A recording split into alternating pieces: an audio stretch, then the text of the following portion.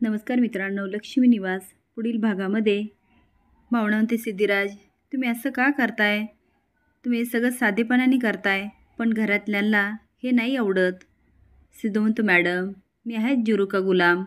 आणि मला सांगा, मी रूममध्ये एवढा पसारा करतो, तुम्ही सगळं आवरता, कधी काही बोलता का? मग मी तुमची कामं केली म्हणून कुठे बिघडलं? सिद्धू आता एवढं छान बोलत असतो की भावना त्याच्याकडे बघतच राहते. इकडे मंगल मोठ्याने रडत आणि ओरडत येते, आई माझ्या घरातून 5 लाख चोरी गेले. आता मी काय करू? माझ्या नवऱ्याच्या मित्राचे पैसे होते, ते कुणीतरी चोरले. तिचा गोंधळ बघून लक्ष्मी आणि श्रीनिवास घाबरतात. लक्ष्मी म्हणते, अहो जरा आत येता का? दोघेही आत जातात. लक्ष्मी म्हणते, मला नाही वाटत मनोहर काही नाटक करेल. श्रीनिवास म्हणतो, हो मला पण तसंच वाटतं. मंगल नाटक करू शकते, पण तिचा नवरा नाही. लक्ष्मी म्हणते, आपण देऊया का 5 लाख? श्रीनिवास म्हणतो, ठीक आहे, पण आपण मंगलकडं नको, मनोहररावकडं देऊया. लक्ष्मी म्हणते, तसंच करूया. ते आता बाहेर जाते आणि मंगलला म्हणते, ठीक आहे, आम्ही देतो तुला 5 लाख. आता मात्र मंगल खूप खुश होते, पण हरी चांगलाच हादरतो आणि मनात म्हणतो, 5 लाख? अरे एवढे तर मला पण मिळतील. लक्ष्मी म्हणते, मंगल पण हे पैसे आम्ही तुझ्याकडे नाही देणार, मनोहररावला बोलून घे. मंगल थोडीशी घाबरून म्हणते, ठीक आहे. तेवढ्याच संतोष म्हणतो, त्याची काही गरज नाही. तो आज जातो, बॅग घेऊन येतो आणि उलटी करतो, त्यामधून पैसे खाली पडतात. आता मात्र मंगलला घामच फुटतो. लक्ष्मी म्हणते, संतोष अरे काय आहे? संतोष म्हणतो, मंगलने घरात आणलेले पैसे, हिचे पैसे चोरी गेलेच नव्हते, ही इथे घेऊन आली. लक्ष्मी आणि श्रीनिवास म्हणतात, मंगलचं ठीक आहे, पण या सगळ्यामध्ये मनोहरराव पण सामील झाले. संतोष म्हणतो, नाही नाही नाही नाही, त्याला काहीच नाही माहिती, हे सगळं हिचं कारस्थान आहे. तो आता सांगतो. अचानक मंगल पहाटे बाहेरून येते. संतोष तिला विचारतो, पण मंगल टाळते आणि आत निघून जाते. आता संतोष म्हणतो, आई हीच बॅग होती हिच्या हातात. आता मात्र लक्ष्मीची चांगलीच सटकते. जानू जयंतच्या डोक्याला मालिश करत असते. तेवढे ती म्हणते, जयंत कसं वाटतं? जयंत म्हणतो, खूप छान. ती म्हणते, जयंत मला एक सांगशील का, लहानपणी वंकी दादाला खड्ड्यात कुणी ढकललं? आता मात्र जयंत हादरतो, पण त्याला आठवतं त्यानेच ढकललेलं असतं. तो आता जानूचा पटकन हात ढकलतो आणि बाजूला होतो आणि म्हणतो, जानू तुला किती वेळा सांगितलं पहिलं काही काढत जाऊ नकोस, पण नाही, तू सारखी आठवणी काढत राहती आणि माझ्या डोळ्यासमोर सगळं येतं. तीन त्यारे पण तू कुठे ढकललं? मला त्या फक्त मुलाचं नाव हवं आहे. जयंत रागात निघून जातो. आता जानू फोन करते आणि संचालकाला म्हणते, सर प्लीज मला त्या मुलाचं नाव सांगताल का, ज्याने वँकी दादाला खड्ड्यात ढकललं होतं? तेवढेच जयंत येतो आणि तिच्याकडून फोन ओढून घेतो आणि म्हणतो, जानू माझ्यासाठी एक करशील का? परत तू त्या ठिकाणी फोन नाही करायचा. जानू म्हणते, ओके. तो म्हणतो, प्लीज माझ्यासाठी कॉफी आणशील? ती म्हणते, ठीक आहे, आणि निघून जाते. जयंत संचालकाला फोन करून म्हणतो, तुम्हाला किती वेळा सांगितलं माझ्याबद्दल कोणाला काही सांगायचं नाही. ह्यापुढे सांगितलं तर त्याचे परिणाम काय होतील हे तुम्हाला चांगलंच माहिती आहे. सिद्धू भावनाच्या साड्या हॉलमध्ये घेऊन येतो. आता आजी मोठ्याने ओरडते, सिद्धू अरे हे काय करतोस? अरे रे रे रे, तुला लाज नाही वाटत असली कामं करायला? सिद्धू म्हणतो, काय ना आजी, ह्या भावना मॅडमच्या वाळलेल्या साड्या आहे, आता मी रूममध्ये नेणार आणि याला इस्त्री करणार. काय ना, भावना मॅडमला ऑफिसला जावं लागतं आणि माझं काय, मला पार्टीतून पप्पांनी काढून टाकलं, त्यामुळे मी अत्यंत रिकामटेकडा माणूस आहे. त्यामुळे मी ठरवलं आजपासून मी हाऊस हजबंड होणार आहे. संपतराव विचारतात, काय काय व्हायचं ठरवलं आहे? सिद्धू म्हणतो, पप्पा हाऊस हजबंड. आजी म्हणते, काय हे काय नवीन खूळ काढलं आहे? सिद्धू म्हणतो, अगं आजी, हाऊस हजबंड म्हणजे हौसेने झालेला हजबंड, जो घर सांभाळेल बायकांसारखा, जो स्वतःची बायकोची कामं अगदी हौसेने करेल.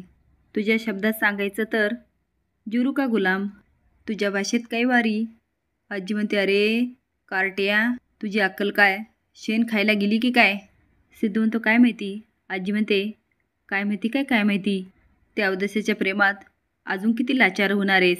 ए अवलक्षणा, नवऱ्याचं माकड करून खुशाल आराम करत बसली आहे. सिद्धू म्हणतो आजी त्यांना कशाला. तेवढ्यात भावना म्हणते काय झालं. आजी म्हणते काय झालं काय. तुला नवऱ्याचा घरगडी करायला लाज नाही वाटली. आम्ही त्याच्यासाठी पार्टी ऑफिसची दारं काय बंद केली. तू त्याच्या गळ्यात पट्टा बांधून खुशाल स्वतःची गुलामगिरी करून घेतेस. लाज नाही वाटत तुला.